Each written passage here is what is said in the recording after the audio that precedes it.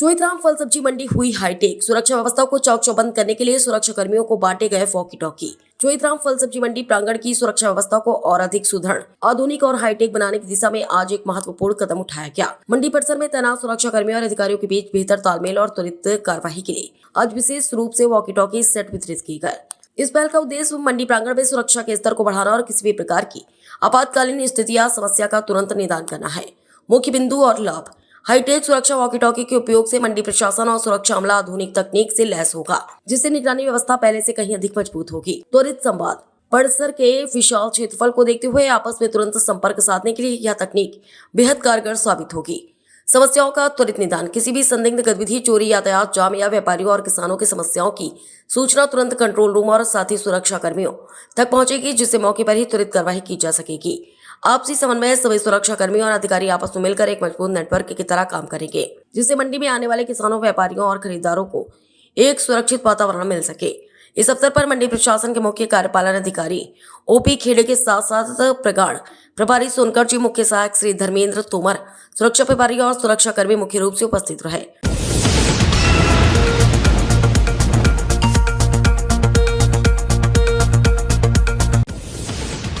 इस वक्त की बड़ी खबर आ रही है धार जिले से। धार जिले में इंदौर लोकायुक्त की टीम की बड़ी कार्रवाई।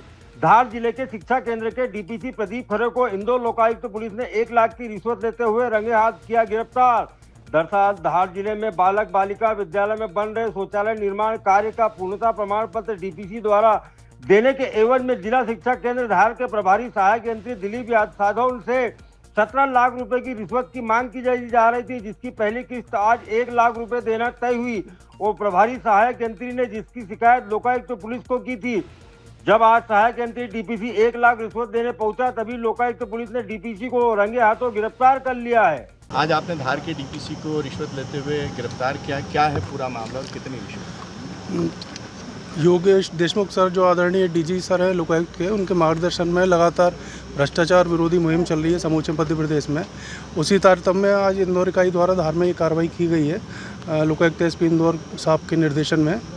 और इसमें ये आवेदक जो हैं वो दिलीप साधव हैं, जो सहायक इंजीनियर के पद पर पदस्थ हैं। शिक्षा विभाग में भी पदस्थ हैं। शिक्षा विभाग में समस्त विद्यालयों में, बालक बालिका विद्यालयों में लगभग 122 शौचालयों का निर्माण होना था। इनका निर्माण लगभग पूर्ण होने की कगार पे है। उसमें उस प्रत्येक विद्यालय के लिए 2,81,000 की राशि स्वीकृत हुई थी। कुल मिलाकर लगभग 3 करोड़ 40 लाख के लगभग की कुल राशि थी, जिसमें 5% के मान से इनके द्वारा लगभग 17 लाख रुपए की रिश्वत की मांग की जा रही थी, और जिसमें 1 लाख रुपए देते हुए ये आज ट्रैप किया गया है। आज पहली किस्त के रूप में 1 लाख रुपए इनके द्वारा पहली किस्त 80,000 रुपये ली जा चुकी थी लगभग 2 दिन पहले, और ये दूसरी किस्त इनको 1 लाख रुपए की आज दी गई थी। पैसों का लेन देन किस जगह पे किया जा रहा था? ये इनके स्वयं के कार्यालय में जिला ये इनका कार्यालय जो है उसमें शिक्षा विभाग का, उसमें ये लेने। ये जो आपने बताया 3 करोड़ 42 लाख की जो राशि थी, ये शौचालय का निर्माण जो होना था वो समूचे धार जिले में होना था। तो धार जिले में जिला स्तर पर ये सभी विद्यालयों में निर्माण किया जा रहा था। उसमें हर विद्यालय के लिए लगभग 2,81,000 की राशि स्वीकृत की गई थी शासन की तरफ से। भुगतान के नाम पे इन्होंने नहीं, भुगतान के नाम पे नहीं, चूँकि ये परियोजना समन्वयक अधिकारी थे संपूर्ण जिले के, तो इनके द्वारा जो कार्यपूर्णता प्रमाण पत्र होता है वो जारी किया जाता है, उनके साइन लगते हैं, उसके बाद वो कंप्लीट माना जाता है कि कार्य पूर्ण हुआ, और फिर वो पैसे का ट्रांजैक्शन जो सब होता है, तो उसके एवज में इनके द्वारा ये सब मांग की जा रही थी। और 1 लाख रुपए आज इनके द्वारा लिए गए और लोकायुक्त की टीम ने रंगे हाथों इनको पकड़ा गया। राशि की मांग में इनके अलावा भी कोई अतिरिक्त शामिल है विभाग का? नहीं, ऐसी अभी कोई जानकारी प्राप्त नहीं हुई। मैं सचिन पटीरा, लोकायुक्त इंदौर से inspector. Thank you. Okay.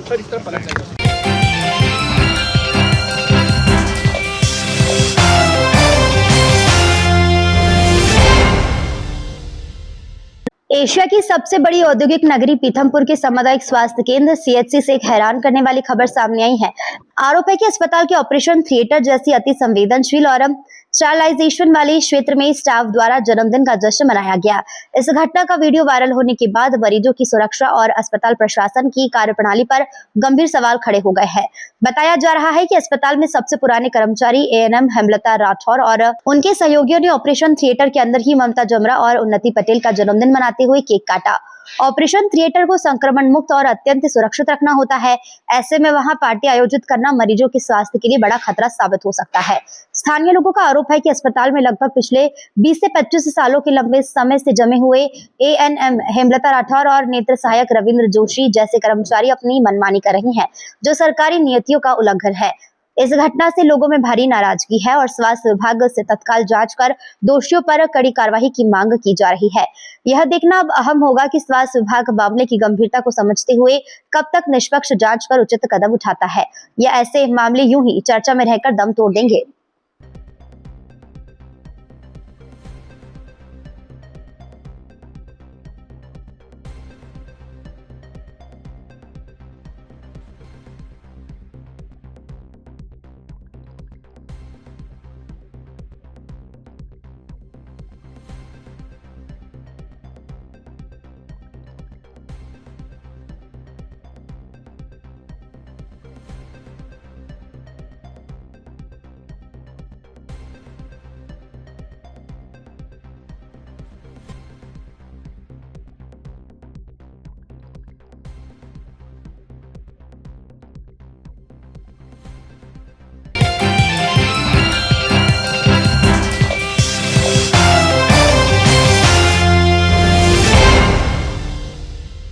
Alirajpur की मंडियों में आम की पहली बोली लगने के साथ ही किसानों के चेहरे पर खुशी साफ दिखाई दी। कलेक्टर नीतू माथुर ने जिला पंचायत अध्यक्ष श्रीमती हजरी खरत ने महिला कृषक का तिलक लगाकर स्वागत किया और आम की ढेर की पहली विधिवत बोली लगाकर आम सीजन की शुरुआत कराई। आपको बता दें, अलीराजपुर का आम अपनी खास मिठास और स्वाद के लिए देश भर में पहचान बना चुका है। यहाँ तैयार होने वाले आम गुजरात, राजस्थान, महाराष्ट्र सहित कई राज्यों में भेजे जाते हैं और लोगों की जुबान पर मिठास खोलते हैं। मंडी में आज सुबह से ही किसानों की भारी भीड़ देखने को मिली। आम से लदी गाड़ियां मंडी पहुंची, जहां व्यापारियों ने अच्छी कीमतों पर खरीदी शुरू की। कलेक्टर नीतू माथुर ने कहा कि अलीराजपुर का आम अब प्रदेश ही नहीं बल्कि दूसरे राज्यों में भी अपनी अलग पहचान बना रहा है। वहीं कलेक्टर नीतू माथुर आम बेचने लायले आम आदिवासी भाव वारू लागाड आज से मंडी चालू है। आज से मंडी चालू है। वारलू भाव आवसे असू वारलू भाव आवसे कौन से गांव से है अभी? कुकावट कितना ढेर लाया तुम? कितना आम लाया? एक ढेर एक ढेर से वारला कहना आम से मोटला भैया डायरिया है। आम लाए हो क्या तुम लोग? हिंदी में बोलो। हिंदी में आज हम मंडी में केरी लाया। केरी लाया आज केरी न भाव आसो आवणो सा भाव वारू लावणो सा। आज से मंडी चालू? आज मंडी चालू करी। कौन से गांव से? आम कुकावाट। भाव अच्छा मिल जाएगा ऐसा है उम्मीद? कुकावाट न केरी अच्छा लाई रहे तो अच्छा भाव लावणो सा। कितने ढेर लाए ले? हम बे ढेर से। दो ढेर। क्या नाम तुमका? कुमान सिंह। यहाँ पे मंडी में आज स्टार्ट हुई है, किस तरह के देखते हैं और क्या आपने भाव लिया है खरीदारी किया? आज हमने 2 ढेर खरीदे हैं और करीबन एक ढेर हमने खरीदा 35 रुपये किलो से 40 रुपये किलो के बीच में है। अच्छा आम आया हुआ है और रेट भी बढ़िया है और करीबन 1-1.5 महीने तक यहाँ पर इसी प्रकार से खरीदी होगी। आप रोज आओगे पर डे? बिल्कुल पर डे। आप यहाँ से क्या माल दूसरी जगह सप्लाई होता है? हाँ, यहाँ से दूसरी जगह होता है। कहाँ कहाँ होता है? हमारे जो ग्राहक आते हैं जैसे पेटलावत, आज पेटलावत की गाड़ियाँ हैं और उसके बाद में कुक्सी है, मनावर है, सिंघाना है, इस प्रकार से। गुजरात और प्रदेशों में भी जाता है क्या माल अपने? अपने हाँ, गुजरात में भी जाता है, राजस्थान जाता है। क्या नाम आपका? विजय राठौर। की शुरुआत हुई है, किस तरह की मंडी की व्यवस्था है, कृषकों को किस तरह का और कितना दाम अवेलेबल हो पा रहा है? कृषि उपज मंडी समिति अलीराजपुर के द्वारा किसानों के लिए जल की व्यवस्था की गई है। अभी वर्तमान में रिपेयर कार्य चल रहा है तो 40 शौचालय नगर पालिका से बुलाकर उसकी भी व्यवस्था भर की गई है। आज और कल भर में भोजन की भी व्यवस्था कलेक्टर महोदया द्वारा और SDM महोदया के द्वारा बताया गया है, वो भी व्यवस्था भर रखी जाएगी। किसान जो अपनी आम की फसल को लेकर आ रहा है उसके हमने सारे सिस्टम से आज करीबन 250 किसान के आसपास आए हुए हैं। बोली क्या लगी है आज लगभग में 1850 तक ऊपर में बोली लगी है और नीचे में 11-12 हज़ार तक की बोली लग रही है और अभी लीलाम प्रारंभ है। जब तक आम आता रहेगा, जब तक मंडी का लीलाम कार्य चलता रहेगा। अवकाश दिवस में भी मंडी चालू रहेगी। क्या नाम आपका? राधेश्याम सिरिवी, मंडी सचिव। देखिए जैसा कि आपको पता ही है, अलीराजपुर की प्रमुख उद्यानिकी फसल आम है। तो आज से आम मंडी प्रारंभ हुई है, उसी का आज शुभारंभ कार्यक्रम था। आज लगभग 250 किसान आए हैं और लगभग 500 किसानों के पर डे आने की उम्मीद है। यह मंडी निरंतर चलेगी जब तक आम की आवक होगी और मंडी में आज से नीलामी प्रारंभ हुई है। और चूँकि ये आम हमारे यहाँ का बाहर से तक भी जाता है, तो आज मैंने देखा है कि बाहर के भी व्यापारी आ रहे हैं, तो बड़ी अच्छी बात है कि हमारे किसानों को अच्छी बोली लग रही है, अच्छा मूल्य मिल रहा है।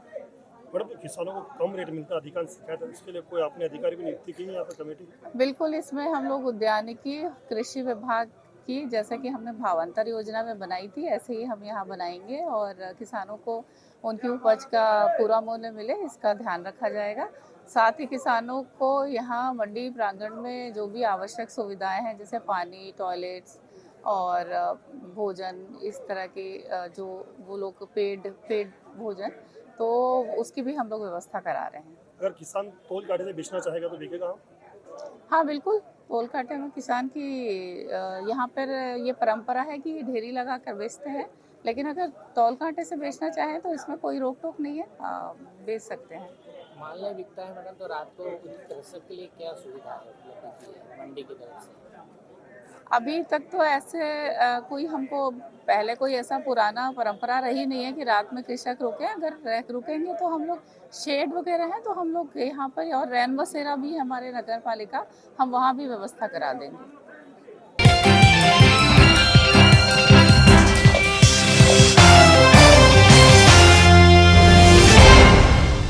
जिले में यातायात नियमों का उल्लंघन करने वाले वाहन चालकों के खिलाफ परिवहन विभाग ने बड़ी कार्रवाई करते हुए विशेष चेकिंग अभियान चलाया। परिवहन आयुक्त एवं कलेक्टर के निर्देश पर अतिरिक्त क्षेत्रीय परिवहन अधिकारी धार एवं उनकी टीम द्वारा 30 अप्रैल 2026 से लगातार संयुक्त अभियान संचालित किया जा रहा है। अभियान के तहत धार, जेतपुरा, मांडव नाका, इंदौर नाका, बगड़ी, मांगुत फाटा, सरदारपुर एवं राजूगढ़ सहित कई स्थानों पर वाहनों की सघन जांच की गई है। चेकिंग के दौरान बड़ी संख्या में ऐसे वाहन पकड़े गए हैं जो बिना परमिट, बिना फिटनेस, बिना पीयूसी तथा नियमों के विपरीत सड़कों पर दौड़ रहे थे। परिवहन विभाग ने ऐसे वाहन चालकों पर सख्ती दिखाते हुए चालानी कार्रवाई की। जांच में कुल 74 वाहन नियम विरुद्ध संचालित पाए गए, जिनसे कुल 1,47,500 रुपए की जुर्माना राशि वसूली गई।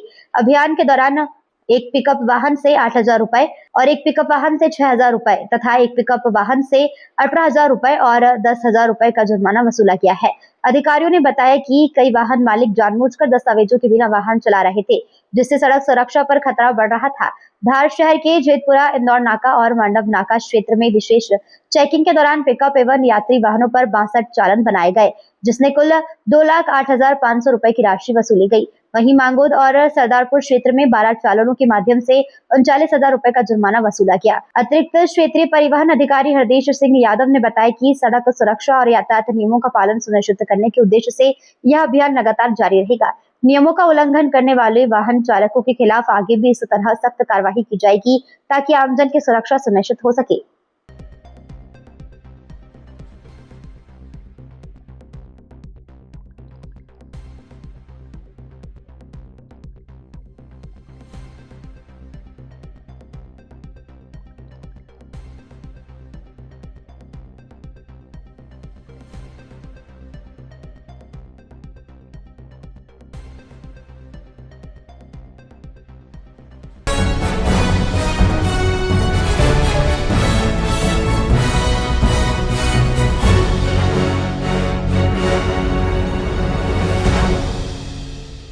बड़वानी जिले के ग्राम पंचायत बजट्टा के राला मंडल में रोटावेटर की चपेट में आने से सोमवार सुबह एक दर्दनाक हादसा सामने आया है, जिसमें एक युवा किसान की मौके पर ही मौत हो गई। यह हादसा खेत में काम करते समय हुआ, जिससे पूरे क्षेत्र में शोक की लहर फैल गई है। सुबह 10 बजे के दरमियान यह घटना उस समय हुई जब किसान अलकेश अपने खेत में ट्रैक्टर से रोटावेटर करवा रहा था। इस दौरान अचानक से संतुलन बिगड़ने पर वह रोटावेटर की चपेट में आ गया। हादसा इतना भीषण था कि व्यक्ति की मौके पर ही मौत हो गई।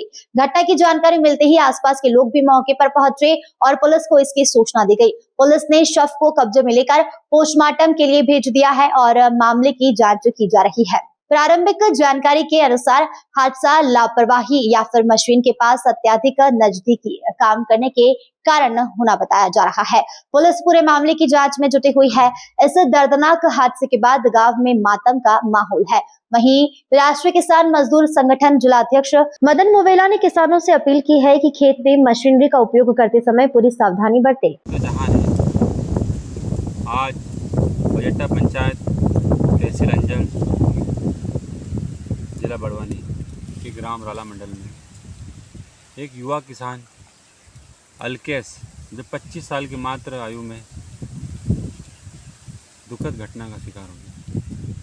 उनके प्रति राष्ट्रीय किसान मजदूर महासंघ जिला अध्यक्ष होने के नाते श्रद्धा सुमन नमन करते हैं और उनके परिवार के प्रति संवेदना व्यक्त करते हैं। और मैं सभी बड़वानी जिले के सभी किसान जो खेती बाड़ी जुड़े हुए हैं, युवा किसान, आप सुरक्षित वाहन चलाइए, सुरक्षित रहिए, इसी आशा के साथ, ताकि आपके परिवार को आपकी आवश्यकता है। बस यही निवेदन है मेरा।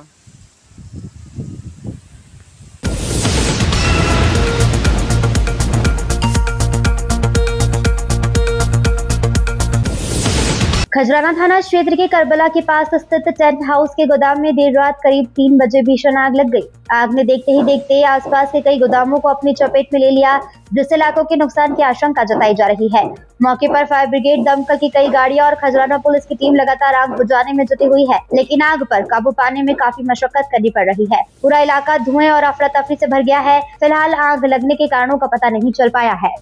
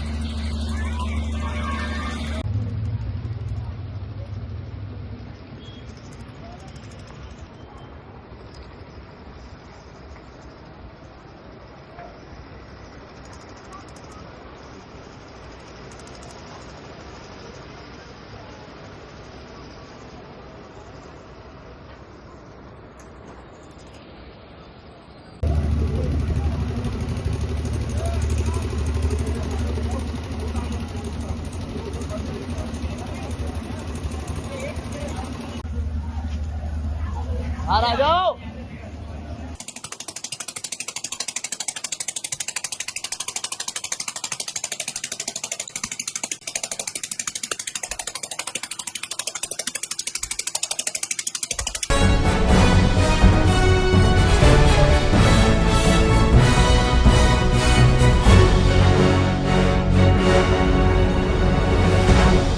अंजड़ थाना क्षेत्र के अंतर्गत लखनगांव फाटे के कुछ दूरी पर कार और ट्रैक्टर की भिड़ंत हो गई, जिसमें 3 युवाओं की मौत हो गई, जबकि ट्रैक्टर चालक भी घायल हो गया है।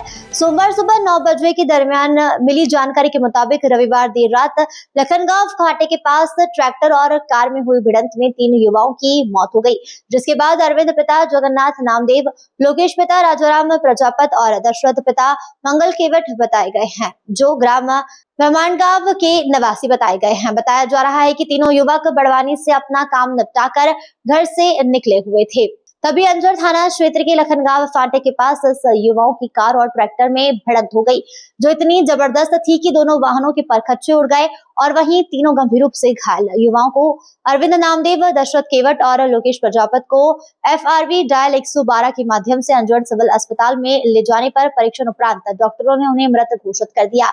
साथ ही ट्रैक्टर चालक को टीकरी अस्पताल में पहुंचाया गया। इधर अंजड़ पोस्टमार्टम कक्ष में परिजनों की भीड़ जमा हो गई। पुलिस के द्वारा तीनों युवाओं के शवों का पोस्टमार्टम कराकर परिजनों के सुपुर्द कर दिया गया है। आपका परिचय? संतोष प्रजापत, दौना ब्राह्मण लोग। ये आप अंजड़ हॉस्पिटल क्यों आए थे? सर, ये रात को एक्सीडेंट लखनगांव फाटे के पास में हो गया है, तो हमारे समाज के व्यक्ति है, उनके पीएम के लिए यहाँ पे लाया था। तो टोटल कितने लोगों का घटना में एक्सीडेंट में शांत हुए? सर ये 3 व्यक्ति है। क्या क्या नाम है इनके? सर लोकेश प्रजापत और अरविंद नामदेव और दशरथ। उम्र लगभग कितनी होगी इनकी? सर इनकी उम्र है 32-33 साल। ये घटना कौन से वाहन से हुई और कहाँ पर हुई? सर ये बड़वानी से ठिकरी की ओर आ रहे थे तो रास्ते में लखनगांव फाटे पे ट्रैक्टर वाहन से हो गया। तीनों लोग मृत हो गए? हाँ सर, तीनों लोग मृत हो गए।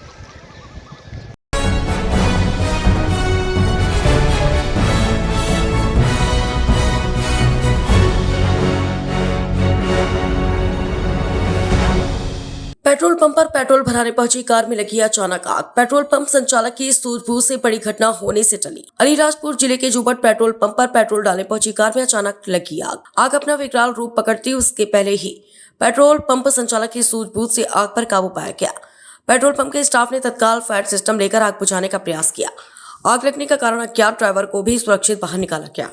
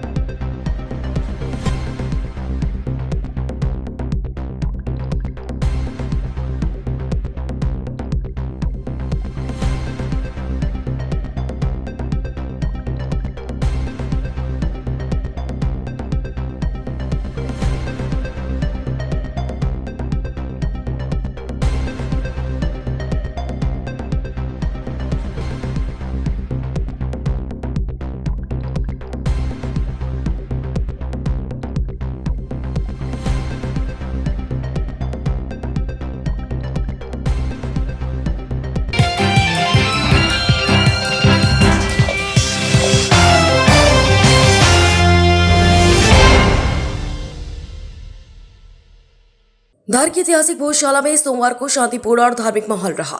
सुबह से ही दूर दूर से श्रद्धालु दर्शन के लिए पहुंचे और परिसर में उनकी आवाजाही जारी रही। श्रद्धालु ने शांतिपूर्वक दर्शन कर पूजा अर्चना की।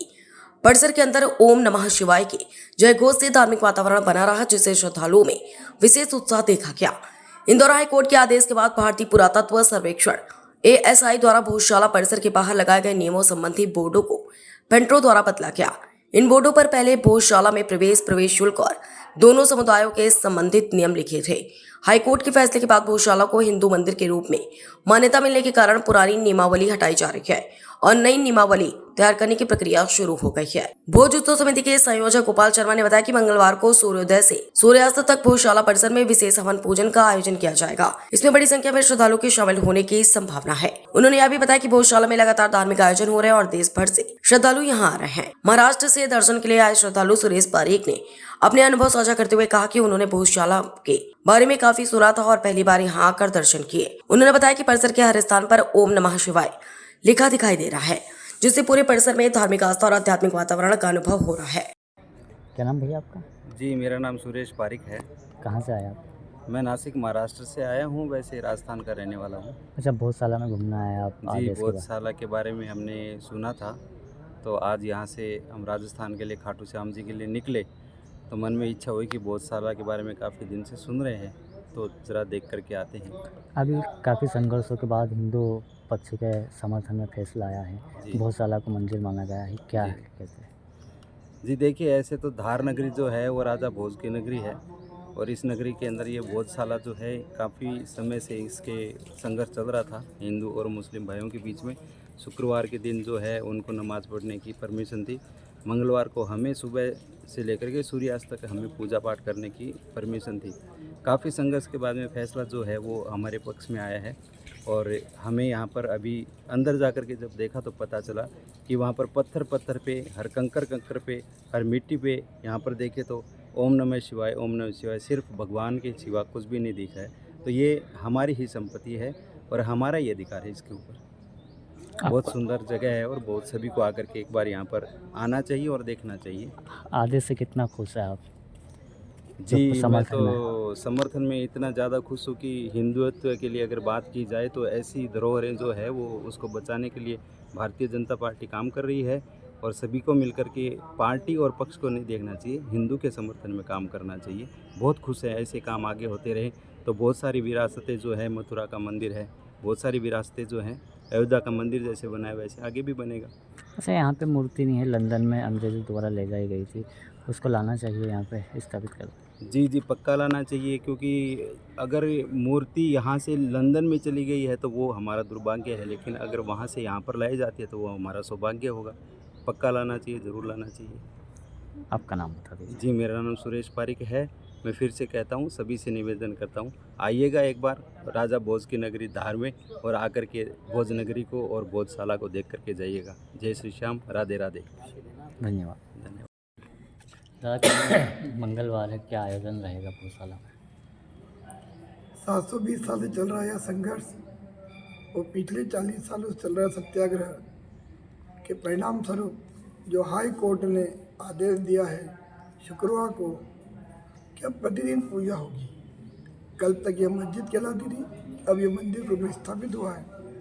इस आदेश के बाद कल पहला मंगलवार है। इस मंगलवार के माध्यम से चूँकि सत्याग्रह तभी नियमित चलेगा, पूजन प्रतिदिन होगा, तो हमारा ऐसा वह है कि आह्वान है कि अधिक से संख्या में आए, अपने साथ एक दीपक लाएं, साथ ही पटाखे भी लेके आएँ ताकि हम इस सत्याग्रह का संदेश पूरे हिंदू समाज में जाए कि हिंदू समाज ने इस सब का स्वागत किया है। तो कल हमने जो नाम दिया है महासत्याग्रह महोत्सव। अच्छा, कल आपने एक बैनर भी हाथ में लेके उठाया था, उसमें गैर हिंदू का आना प्रतिबंध है, उसका लेके क्या कहें? नहीं, कल मैंने कोई नया नहीं लिखा है। अभी तक वहाँ लिखा था कि शुक्रवार को हिंदुओं का प्रवेश निषेध है, तब तो आपने उनसे नहीं पूछा। अगर कल हमने लिख दिया कि आज इस परिसर में मुसलमानों को प्रवेश निषेध है, तो कल तक जो लिखा था उसी का जवाब दिया है कि अब यहाँ गैर हिंदुओं का प्रवेश निषेध है। अगर वो इस मंदिर में आना चाहते हैं तो हिंदू संस्कृति, सनातन संस्कृति को अपना कर आए, तिलक लगाएं, भगवा दुपट्टा पहने और आके यहाँ की पद्धति से पूजा करेंगे तो उनका स्वागत है। हमारा हिंदू भाई भी जब किसी गैर स्थान पे जाता है तो बाकायदा वहाँ वजू करता है, वहाँ पर दोनों हाथ ऐसे जो उनकी जो पद्धति है उसका पालन करता है। तो यहाँ आना है तो उसको हिंदू बन के आना पड़ेगा, क्योंकि अब ये मस्जिद नहीं मंदिर है। कल मुख्य अतिथि कौन आने वाला है क्या? यहाँ आने वाला हर हिंदू एक मुख्य अतिथि है। यहाँ पर कभी भी वीआईपी कल्चर नहीं होगा, ठीक है। कोई संत वगैरह आते हैं तो उसका सम्मान होगा बस। गोपाल शर्मा, संयोजक, भोजशाला मुक्ति यज्ञ।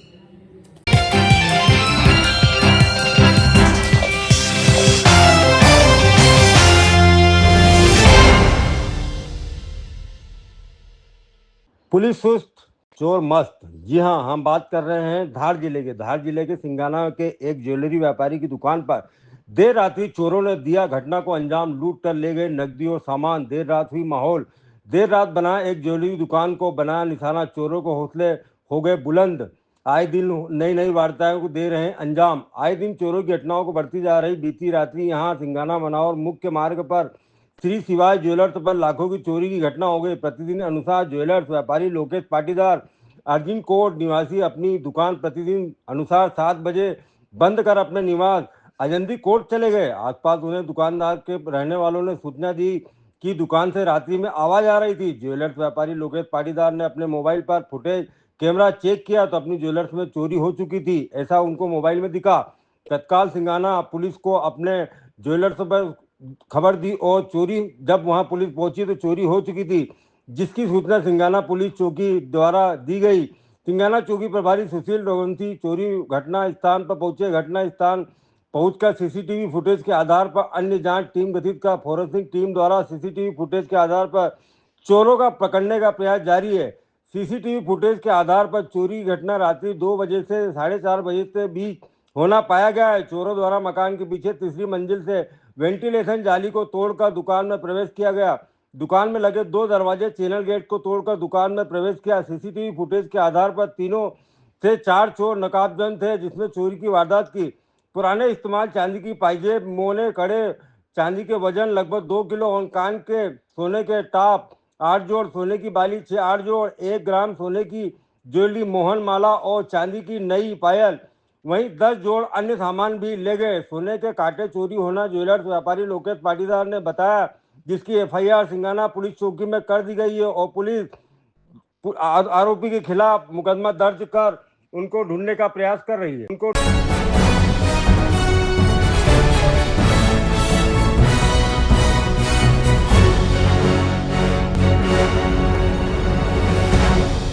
इंदौर के एमजीएम मेडिकल कॉलेज के बॉयज हॉस्टल में देर रात अंतिम वर्ष के एक पीजी एमडी मेडिसिन छात्र डॉक्टर अमन पटेल के हॉस्टल की 6ठी मंजिल से कूदकर आत्महत्या कर ली। आत्महत्या का कारण अज्ञात बताया जा रहा है। दरअसल इंदौर के संयोगितागंज थाना क्षेत्र एमजीएम मेडिकल कॉलेज के बॉयज हॉस्टल में देर रात अंतिम वर्ष के एक पीजी एमडी मेडिसिन छात्र डॉक्टर अमन पटेल ने हॉस्टल की 6ठी मंजिल से कूदकर आत्महत्या कर ली।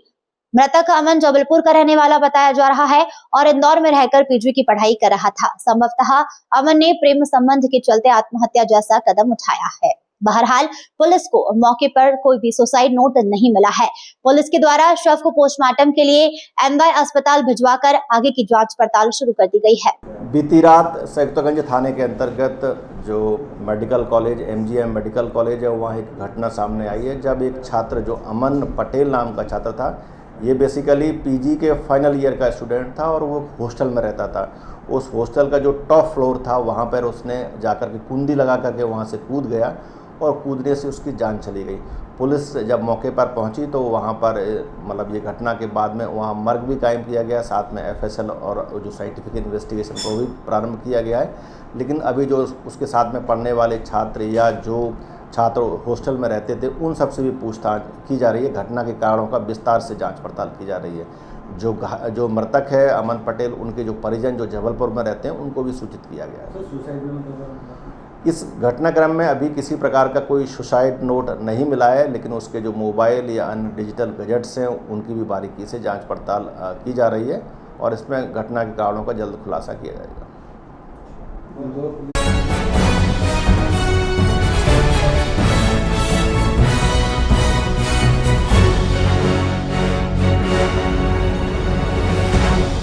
मध्य प्रदेश के इंदौर के धार रोड पर एक बेकाबू टैंकर ने हंसते खेलते परिवार को अपनी चपेट में ले लिया। हादसा इतना भयानक था कि 2 मासूम बच्चे ने अपनी मां के साथ तड़पकर मौके पर ही दम तोड़ दिया। मिली जानकारी के मुताबिक दुर्घटना धार रोड स्थित हाईलिंक सिटी के सामने की है। ग्राम कलरिया के रहने वाले अशोक देवड़ा अपनी पत्नी अनीता, 30 वर्ष 2 वर्षीय बेटे रोहन और मात्र 1 वर्ष की बेटी संतोषी के साथ मोटरसाइकिल से किसी काम के सिलसिले में धार रोड से गुजर रहे थे। पूरा परिवार बाइक पर सवार होकर अपनी मंजिल की ओर बढ़ रहा था। तभी हाईलिंक सिटी के मुख्य मार्ग के सामने तेज रफ्तार और लापरवाही से चलाए जा रहे टैंकर के चालक ने उनकी बाइक को जोरदार टक्कर मार दी। टक्कर इतनी भीषण थी कि बाइक का संतुलन बिगड़ गया और अनीता दोनों बच्चे सहित उछलकर सड़क पर से नीचे जा गिरी। इस दौरान अनियंत्रित टैंकर का पहिया उन्हें कुचलता हुआ आगे निकल गया। इस रोंगटे खड़े कर देने वाले हादसे में सिर और शरीर में गंभीर चोटें आने के कारण अनीता, मासूम रोहन 2 वर्ष और दूधमुही बच्ची संतोषी 1 वर्ष की मौके पर ही दर्दनाक मौत हो गई। वहीं बाइक चला रहे अशोक देवड़ा भी घायल हो गए हैं। दुर्घटना के बाद राहगीरों की भारी भीड़ जमा हो गई और पुलिस को तुरंत सूचना दी गई। मौके पर पहुंची पुलिस ने लहूलुहान हालत में अशोक को तुरंत नजदीकी अस्पताल भिजवाया। घटना की सूचना मिलते ही चंदननगर थाना पुलिस बल मौके पर पहुंचा। पुलिस ने पंचनामा बनाकर तीनों शवों को पोस्टमार्टम के लिए जिला अस्पताल भिजवा दिया है। कौन है आपके? लड़का है। उसमें बहू भी शांत हो गई, 2 बच्चे भी शांत हो गए। ये कहाँ जा रहे हैं लोग? ये गांव जा रहे, चंदननगर तक आ रहे थे। अच्छा, ये हुआ हाईलैंड हाँ हाईलैंड स्कूल में, हाँ हाईलैंड सिटी के सामने। कभी घटना हुई है? ये 7:30 बजे। उनका नाम क्या जो मरे? ये संतोषी नाम बच्ची का है, रोहन नाम बच्चे का है और अनीता बहू का नाम है। तो ये रोहन की उम्र कितनी है? ये है 2 साल, और संतोषी की? साल भर की है। आप हमारे इतने उधर ही रहते कलारिया तरफ। क्या काम करते हैं आप? A1 प्लाईवुड में काम करते हैं। जी जी। ये मोटरसाइकिल कार है? ये मोटरसाइकिल कब निकले घर से? ये 7 बजे करीब निकले थे। और एक्सीडेंट कब हो गया? 7:30 बजे, मान लो घंटा आधा घंटा ही। आप कहाँ के रहने वाले हैं? देवा जिले अपना उदयनगर के। उधर? जी जी उदयनगर। जो गाड़ी चला था क्या नाम है? अशोक नाम जी। वो ठीक है? हाँ ठीक है। वो बच्चे शांत हो? नहीं वो तो हाँ। आपको खबर कब लगी? बस वो होने के बाद में। नहीं, कितने करीब खबर आपको? नहीं वो दुकान वाले उन्होंने किया, उनका पास हुआ है? ये डिम्पर टैंकर का बता रहे हैं मैंने। जी जी जी। और ये मोटरसाइकिल जी। आपका नाम बता दें। लखन डेवड़ा। एक एक्सीडेंट हुआ है, टैंकर और बाइक की भिड़ंत हुई है, 3 लोगों की मौत हुई। थाना चंदन नगर के अंतर्गत जो धार रोड है उसमें सुबह लगभग 7:30 बजे के आसपास एक घटना हुई है। बहुत ही एक एक्सीडेंट हुआ जिसमें जो बाइक सवार धार की तरफ से इंदौर आ रहे थे, उसी प्रकार उसके पीछे एक टैंकर आ रहा था जो धार रोड पर ही धार की तरफ से इंदौर आ रहा था, और इस टैंकर ने पीछे से टक्कर मारी है। उस जो बाइक में उस समय, चूँकि ये जो बाइक सवार है, बाइक में 5 से 6 लोग थे, उसमें 3 बच्चे भी थे जिनकी उम्र 1, 2, 3 साल की थी, एक महिला थी। मौके पर 2 छोटे छोटे जो बच्चे थे, 1 साल की और 2 साल का, उनकी मौके पर ही डेथ हो गई। और जो उसकी माँ अनीता थी, उसको जब अस्पताल ले जाया गया तो वहाँ उसकी डेथ हो गई है। पति उसका जो अशोक और राजेश, वो भी गंभीर अवस्था में घायल हैं। मौके पर तुरंत ही पुलिस ने इसमें जो टैंकर था उसको जब्त किया और टैंकर सवार को भी गिरफ्तार कर लिया है और पूरे मामले का इन्वेस्टिगेशन प्रारंभ किया गया है।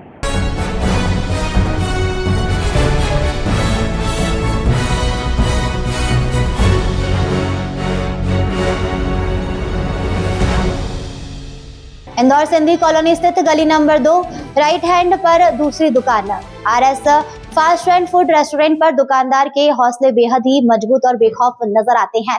दुकानदार एकदम निडरता से कह रहा है कि अभी मेरे पास यही सिलेंडर है, इसके लिए मुझे इसी से काम करना पड़ता है। कमर्शियल सिलेंडर महंगे हो गए हैं, इसलिए मैं घरेलू गैस उपयोग कर रहा हूँ। RS fast and food restaurant का मालिक प्रशासन की नाक के नीचे से सिलेंडरों का उपयोग किए जा रहा है।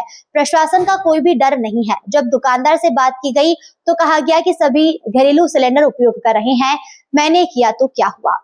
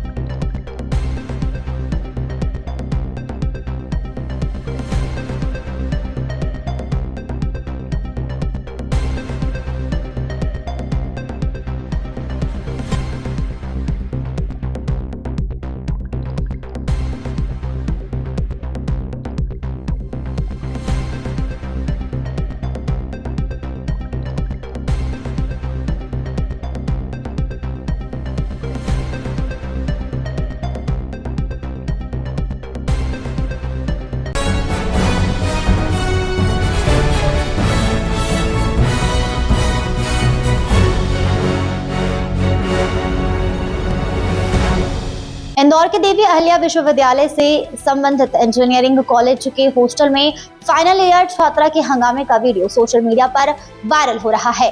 देर रात जश्न के दौरान कथित तोड़फोड़ की घटनाएं सामने आने के बाद विश्वविद्यालय प्रशासन ने मामले की जांच शुरू कर दी है। दरअसल 2 दिन पहले इंदौर देवी अहिल्या विश्वविद्यालय से समृद्ध इंजीनियरिंग कॉलेज के हॉस्टल में फाइनल ईयर छात्रा के हंगामे का वीडियो सोशल मीडिया पर तेजी से वायरल हो रहा है।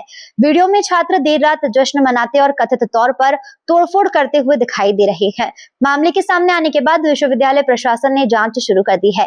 जानकारी के अनुसार इंजीनियरिंग कॉलेज के IT विभाग के छात्रों का कोर्स पूरा होने के बाद हॉस्टल में देर रात फेयरवेल जैसा माहौल बना हुआ था। बताया जा रहा है कि रात करीब 4 बजे छात्र जश्न मनाते रहे। इसी दौरान कुछ छात्रों ने कथित तौर पर हॉस्टल परिसर में तोड़फोड़ भी की। सोशल मीडिया पर वायरल वीडियो में छात्र शोर शराबा करते और सामान फेंकते हुए दिखाई दिए। वीडियो सामने आने के बाद पूरे मामले को लेकर चर्चा शुरू हो गई। कुछ लोग इसे छात्रों की विदाई की मस्ती बता रहे हैं, जबकि कई लोगों ने अनुशासनहीनता और उत्पात करार दिया है। मामले को गंभीरता से लेते हुए देवी अहिल्या विश्वविद्यालय प्रशासन ने कॉलेज प्रबंधन से रिपोर्ट तलब की है। विश्वविद्यालय के कुलपति ने भी घटना की जानकारी लेकर संबंधित विभाग से पूरे मामले की जांच रिपोर्ट मांगी है। बहरहाल कॉलेज की तरफ से किसी ने भी कोई शिकायत पुलिस को नहीं की है। अगर कॉलेज की तरफ से किसी प्रकार की कोई शिकायत आती है तो पुलिस उस पर कार्रवाई करेगी। सोशल मीडिया के विभिन्न प्लेटफॉर्म पर कई जो वीडियो वायरल हुए, इन जब वीडियो वायरल का परीक्षण किया गया है तो ये बेसिकली वीडियो वायरल थाना जो भावरकुआ है वहाँ पे जो एक शैक्षणिक संस्थान है उसके वीडियो पाए गए हैं और इंटरनल जब वेरिफिकेशन किया गया तो ये पाया गया कि ये जो छात्र थे वो छात्र हॉस्टल का ये वीडियो था, उसी में ये तोड़फोड़ की जा रही थी, चाहे वो चेयर्स हो, टंकी हो या विंडोज हैं, उनमें एक तोड़फोड़ की गई थी। फिलहाल पुलिस को उस शैक्षणिक संस्थान के माध्यम से कोई शिकायत थाना भावरकुआ पर प्राप्त नहीं हुई है, किंतु ये भी जानकारी में आया है कि वहाँ एक इंटरनल कमेटी भी गठित की गई है जो पूरे मामले की जाँच कर रही है।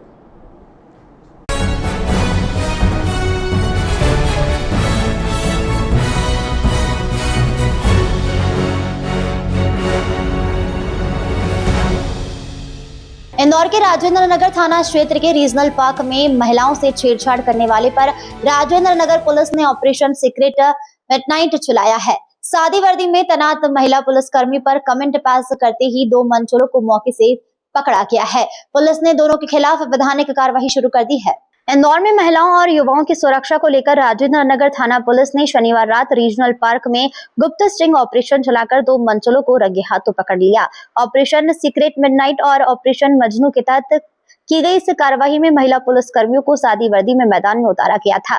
पुलिस के मुताबिक रीजनल पार्क क्षेत्र से लगातार महिलाओं के साथ छेड़छाड़, सीटी बजाने और फप्तियां कसने की शिकायतें मिल रही थी। इसी को देखते हुए पुलिस ने विशेष रणनीति बनाकर यह ऑपरेशन तैयार किया।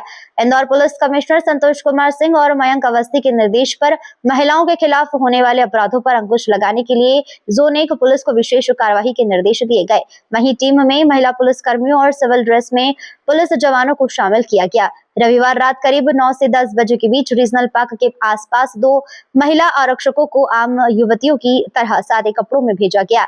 उनके पीछे पुलिस की बैकअप टीम भी तैनात रही। जैसे ही महिला आरक्षक पार्क क्षेत्र में पहुंची, वहां मौजूद 2 युवकों ने उन पर सीटी बजाना शुरू कर दिया। आरोपियों ने हेलो मैडम आपका नंबर मिलेगा क्या जैसे कमेंट पास किए। इसी दौरान महिला पुलिस कर्मियों ने तुरंत उन्हें रोक लिया और पीछे से मौजूद पुलिस टीम ने दोनों युवकों को घेर कर पकड़ लिया। पुलिस आयुक्त महोदय इंदौर के द्वारा लगातार ऐसी कई पहल की गई हैं जिससे मतलब अपराधों पर नियंत्रण किया जा सके। लॉलेसनेस या कानून व्यवस्था की स्थिति में भी कई ऐसे अभियान चलाए गए हैं जिससे काफ़ी इफ़ेक्टिव पुलिसिंग की जा सके। इसी के तहत एक ऑपरेशन पुलिस आयुक्त महोदय के मार्गदर्शन में ये चलाया गया और इस ऑपरेशन का नाम था कि ऑपरेशन सीक्रेट मिडनाइट। इसमें ऐसे स्थानों को चिन्हित किया गया, चाहे वो मतलब हॉट स्पॉट हो या ऐसे डार्क एरिया या मतलब ग्रे एरियाज हैं जहाँ पर कई बार देर रात लड़कियाँ महिलाएं जाती हैं, चाहे वो गार्डन हो या कई बार स्ट्रीट फूड्स हैं और वहाँ पे कुछ मनचले टाइप में लड़के होते हैं, वहाँ छेड़खानी, कमेंटबाजी या कई इस प्रकार की शिकायतें आती हैं। देर रात जो रीजनल पार्क है ये थाना राजेंद्र नगर में है, वहाँ पर इसी प्लान के तहत में एक टीम डिप्लॉय की गई थी इंदौर पुलिस की जो सादा वर्दी में थी। और जब इन आरक्षकों को जो हमारी इंदौर पुलिस की जो लेडी कांस्टेबल थी उनको कुछ 2 लड़कों ने कमेंट्स किया, मोबाइल नंबर देने के बहाने उनको सीटी मारी, तो इसी पूरी प्लान के तहत इन जो 2 आरोपी हैं इनको पकड़ लिया गया। जो पकड़े गए आरोपी हैं ये दोनों ही अलग थाना क्षेत्र, ये रावजी बाजार के रहने वाले हैं। उसमें एक अयान है, एक उजेफ है। ये दोनों लड़के 18 साल की उम्र के थे और दोनों ही वहाँ इसी उद्देश्य से पहुँचे थे। फिलहाल पुलिस इनको राउंड अप करके इनसे वेरिफिकेशन किया जा रहा है और साथ में जो कानूनी कार्रवाई है वो भी इसमें की जा रही है। ये जो अभियान है ये लगातार अभी जारी है। इससे पूर्व भी थाना विजयनगर के अंतर्गत जो मेघदूत गार्डन है वहाँ भी ये कार्रवाई की गई थी। ये इनविजिबल पुलिस का जो पुलिसिंग का कंसेप्ट है कि हम इनविजिबल रह के किस प्रकार से हमें सुरक्षा देनी चाहिए, ये पुलिस आयुक्त महोदय इंदौर के द्वारा इसको लागू किया गया और इससे काफ़ी अच्छे परिणाम आ रहे हैं।